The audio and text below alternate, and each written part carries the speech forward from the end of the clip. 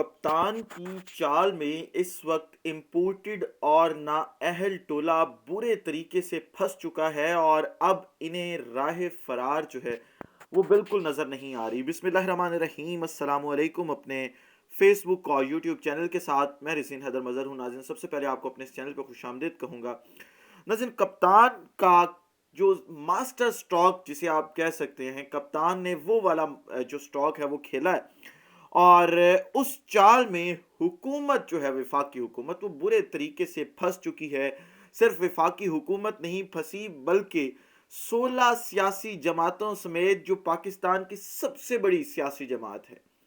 جس کا نام شاید اسٹیبلشمنٹ ہے، وہ بھی اس کے اندر جو ہے وہ پھنس چکی ہے۔ اور اب جب یہ پھنسے ہیں تو اس حوالے سے کچھ ایکسکلوسیو ڈیٹیلز ہیں کہ کس طریقے سے یہ پھنسے ہیں،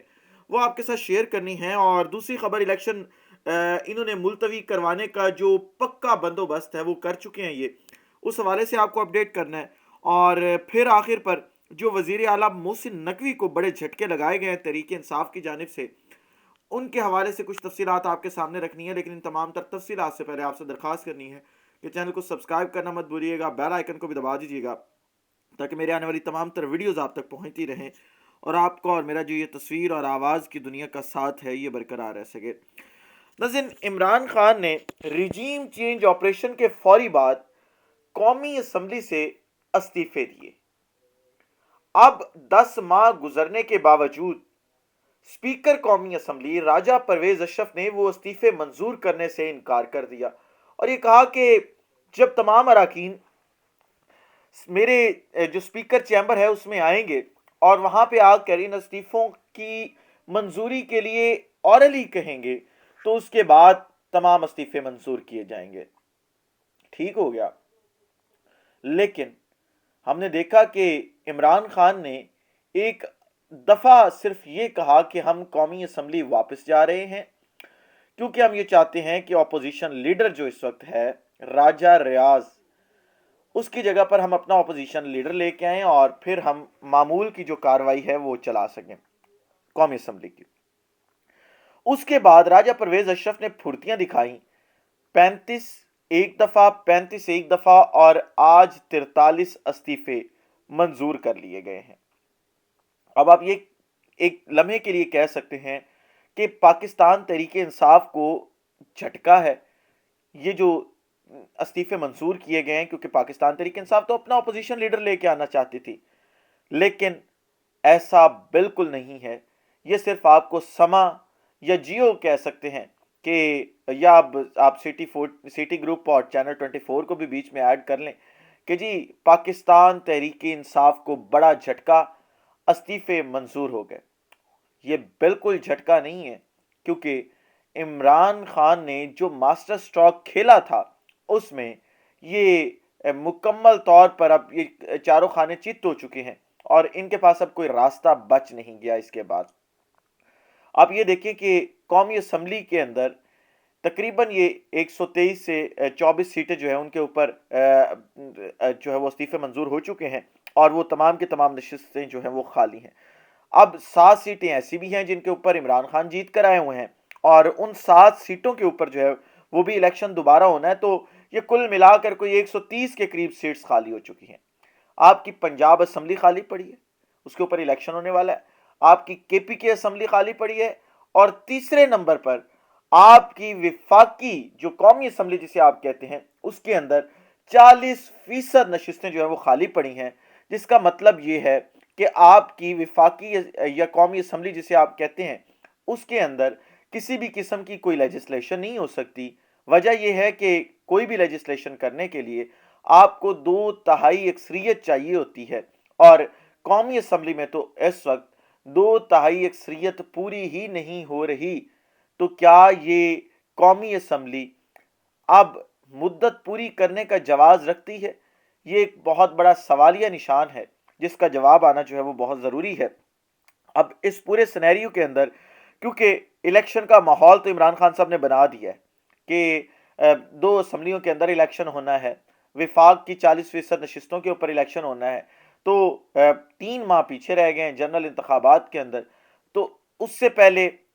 اگر آپ یہ کہہ رہے ہیں کہ مڈ ٹرم الیکشنز جسے کہا جاتا ہے وہ کروانے کے لیے عمران خان نے پوری ایک منظم تو جو ہے وہ اس کا بیک گراؤنڈ سیٹ کیا ہے، لیکن حکومت کیونکہ چاہتی ہے کہ انہیں تھوڑا سا وقت مل جائے، وہ کچھ ریلیف دے لیں، اور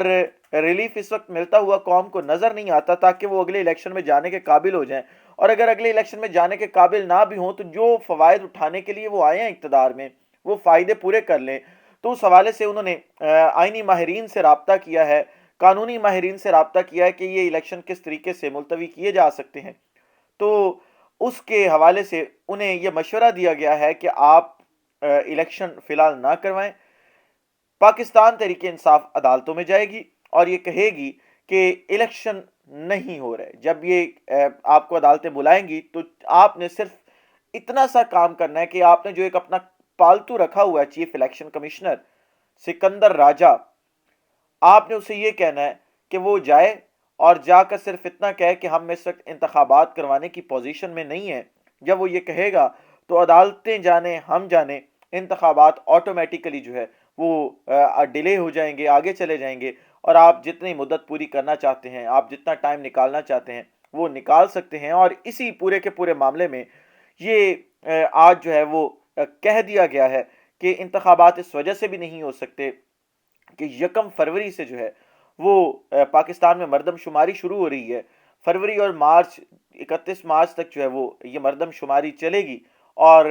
اپریل کے اندر جا کے کہیں اس مردم شماری کا جو نتیجہ ہے وہ آئے گا، تو اس کے بعد جو ہے وہ انتخابات کروائے جا سکتے ہیں۔ اس سے پہلے انتخابات کا کوئی بھی سینیریو جو ہے وہ نظر نہیں آ رہا۔ تو یہ اس وقت جو ہے وہ گراؤنڈ سیٹ کر دیا گیا ہے تاکہ پاکستان جس حالت کے اندر ہے اس کو نکلنے نہ دیا جائے، کیونکہ پوری دنیا یہ کہہ رہی ہے کہ آپ پولیٹیکل انسٹیبلٹی ختم کریں۔ جب آپ پولیٹیکل انسٹیبلٹی ختم کریں گے ہم آپ کی مدد کرنے کو تیار ہیں، ہم آپ کے ساتھ کھڑے ہونے کو تیار ہیں، لیکن اس موجودہ صورتحال میں ہم آپ کے ساتھ جو ہے وہ بالکل کھڑے نہیں ہو سکتے۔ لیکن حکومت نے کیونکہ اپنے کیسز ختم کروانے ہیں، لگے رہیں، جیسے چلتا ہے چلنے دیں۔ اور پھر وہ اکثر میں ویڈیو میں کہتا ہوتا ہوں کہ وہ جو محاورہ ہے کہ آگ لگی بستی میں، مرزا اپنی مستی میں، اور ادھر میاں صاحب اپنی مستی میں ہیں، ملک جائے بھاڑ میں،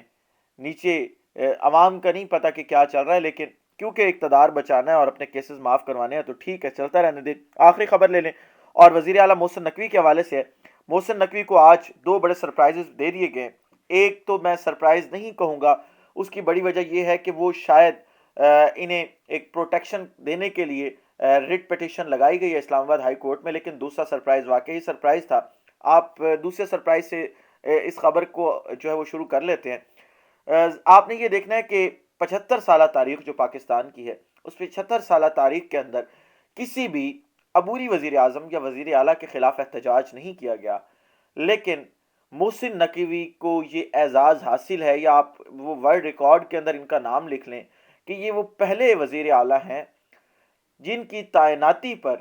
پاکستان میں اتنے بڑے پیمانے پر عوام گھروں سے باہر نکلی ہے، اور انہوں نے کھلم کھلا احتجاج کیا ہے، گندی گالیاں دی ہیں محسن نقوی کو، اور ننگے نعرے محسن نقوی کے خلاف آج لاہور کے اندر جو میں نے ویڈیوز دیکھی ہیں وہ لگے ہیں۔ اور صرف یہ لاہور کے اندر احتجاج نہیں تھا، یہ تمام دفاتر کے باہر احتجاج تھا تحریک انصاف کی جانب سے۔ اگر کوئی اور شخص ہوتا تو وہ یہ عہدہ قبول نہ کرتا، اتنی متنازع جو سچویشن ہے اس کے اندر، لیکن کیونکہ آصف زرداری صاحب کے وہ بیٹے ہیں، ان کی جیسے بلاول ہیں ویسے محسن نقوی بھی ہیں، تو پھر شرم حیات ان کے قریب سے گزرتی نہیں ہے، لہٰذا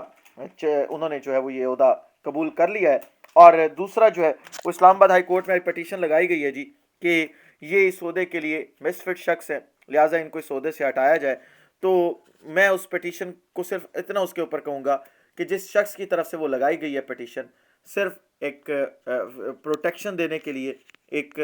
آپ لیگل سٹیٹس کہہ لیں وہ دینے کے لیے محسن نقوی کو یہ پٹیشن لگوائی گئی ہے، اور جان بوجھ کے یہ پٹیشن لگوائی گئی ہے۔ اس کا نتیجہ کوئی نہیں نکلے گا۔ خیر، اگر پاکستان تحریک انصاف عدالت جاتی ہے تو شاید پھر اس کے اندر جو ہے وہ کوئی نتیجہ نکل آئے۔ اسی لوگ سے اجازت دیجیے، اپنا خیال رکھیے، اپنے کے لوگوں کا خیال رکھیے، وطن عزیز پاکستان کا خیال رکھیے، اس وطن عزیز پاکستان کا اور آپ تمام لوگوں کا اللہ حامی و ناصر ہو۔ پاکستان زندہ باد۔